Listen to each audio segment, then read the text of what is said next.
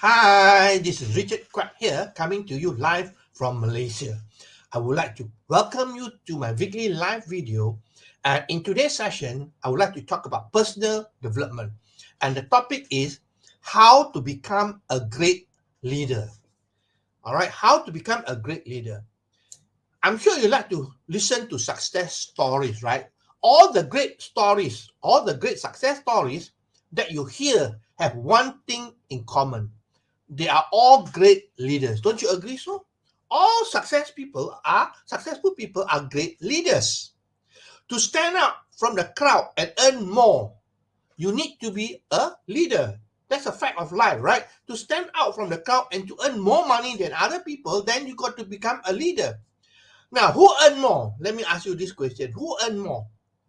A leader or a follower? I know a lot of people, they do not want to be a leader, they just become follower. And here I'm going to tell the truth. Between a follower and a leader, the leader earns more money, that's for sure. Do you agree with me on that point? All right, a leader earns more money than the follower. All right, and the other thing I want to tell you is that everything rise and fall with leadership. So leadership is very, very critical to success. Okay, it is very important to force yourself to become a leader.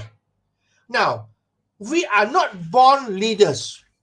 You must agree on this point, right? We are all not born leaders. We have to force ourselves to become a leader. That means you got to train yourself to become a leader. Nobody is born a leader. All right, nobody is born a leader. You got to force yourself to become a leader. Here today, I want to talk about some of the qualities of leadership so that you understand what are the qualities that you need in order to become a good leader. All right. Number one, leadership by example. This is so important, especially in today's society, right? People don't listen to what you tell them, they see what you do. So basically, as a leader, you got to show people example, not telling people what to do. So, for example, if you tell people to come to the meeting, to the weekly meeting early, you yourself got to show as an example, you yourself got to come early. Because if you come late, you are not a leader. Because you are teaching your people to come late as well. So leadership must be by example. It starts with you and nobody else. All right, it starts with you. So it is by example. You got to show example of a leader, then you become a good leader. All right. Number two, caring and empathy. Being a leader, all right, you have to take care, or you are in charge of a group of people, a team of people. Isn't it true? So you got to be caring and you got to have empathy as well. Caring in the sense that you must understand them. All right, you must understand your people, your team members, and so on. And you must have empathy as well because everybody got your own problems, got your own challenges. All right. So basically, you got to sit down and empathize with them and talk to them and find out what are the challenges, what are the problems, and so on. That is the true quality of a leader. You got to care about your team members. You got to have empathy for them. All right. If possible, once in a while, sit down with them, chit chat with them, ask them what are the challenges they're facing and so on, and become a problem solver for them. All right. So that is number two. Number three, you must be strict but flexible to change. Now, as a leader, you got to be strict. If you're not strict, okay, people will not follow you, will not listen to you. You got to be strict, right? That's a fact of life. To be a leader, you got to be strict. However, all right, you got to be flexible to change as well. All right, you cannot be strict in a sense that you are a dictator. No, not really. You are strict, but you are flexible to change because sometimes, your team members come to you and suggest some things that can improve, the operation or whatever it is. Then you got to listen to them. All right, so you got to be flexible to change, and if the suggestion makes sense, then you got to change. That's it, as simple as that. All right, you got to be strict because if you're not strict, your followers are not going to listen to you. Okay, number four, you got to listen to other people as well. I know you are a leader, but then don't forget that everybody got feelings. Okay, everybody got emotion. All right, so you got to give them some emotional air as well. Sometimes your team come to you and tell you about certain things or complain about certain things. Then you got to listen to them. Don't push them aside. Don't brush them aside. Listen to them. That's why empathy plays a very important role. All right, listen to them. Of course, the final decision is yours to make, but you got to listen to them. All right, listen to other people because you are not 100% right all the time. All right, there are people in your team who may have better idea, better suggestions, and so on. So listen, all right, because it will improve your overall operation if you listen to people. Number five, okay, number five, you got to be fair. Now, when you have a team of people that is under you, you got to be fair. You cannot take side. You cannot show favoritism at all. This is very important. All right, you cannot show favoritism at all because once you show favoritism, then the follower will not respect you. Okay, they will not respect you for sure. So you got to be fair in what you do. All right, when you tell somebody to do something, make sure that the other people also got to follow it as well, not just to a group of people. All right, you got to be fair and make a judgment call whereby it is for the benefit of everyone. Okay, that's number five. Number six, you got to be a risk taker.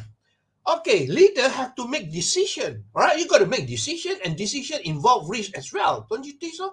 So as a leader, you got to take calculated risk. That's for sure. You cannot take, blind faith type of risk, but you got to be a calculated risk taker. So take risk. All right, because you're a leader, you got to take risk because the decision falls on you as a leader. So risk taker is very important. All right, you cannot shy away from making decision. All right, every single decision is up to you. So you got to be a risk taker because the fact is that certain decision you make may not be good. All right, other decision you make may be better, but whatever it is, you got to make decision because you are a leader. That's all. Okay. Number seven, as a leader, you must be an action taker. Less talk and more action. That means you got to do whatever it takes. All right, don't just point fingers at your people. All right, and blame everyone. You yourself got to take action. Because why? Only when you take action, the people who follow you will also do the same thing. They also take action. It's very simple, right? Monkey see, monkey do. Okay, I'm sure you heard about that, all right? Monkey see, monkey do. I'm not saying that you're monkeys or what, but basically that is just a saying, right? So you got to take action. When you take action, your people will take action as well. Okay? And lastly, number 8, decision making is very important. All right, you got to make decision whether it is for the good or for the bad. You still got to make a decision for your team, and because of that, you have to make decision. You got to have sound judgment. And how does sound judgment come about? By making more and more decision. When you make lots of decision, then you will cultivate your sound judgment, because some decision may not be may not give you the outcome that you desire. All right, but you still have to make a decision as a leader. You got to make a decision for the team. It's important. All right, so that is why, especially in network marketing, if you want to be successful, you got to be a leader, because I always stress that network marketing is not a business of sales. It is a business of leadership. You got to learn to be a leader, to lead a team of people. That's it. All right. So that's all my sharing for today. I hope that you learned something here. Let me summarize for you. The topic is how to become a great leader.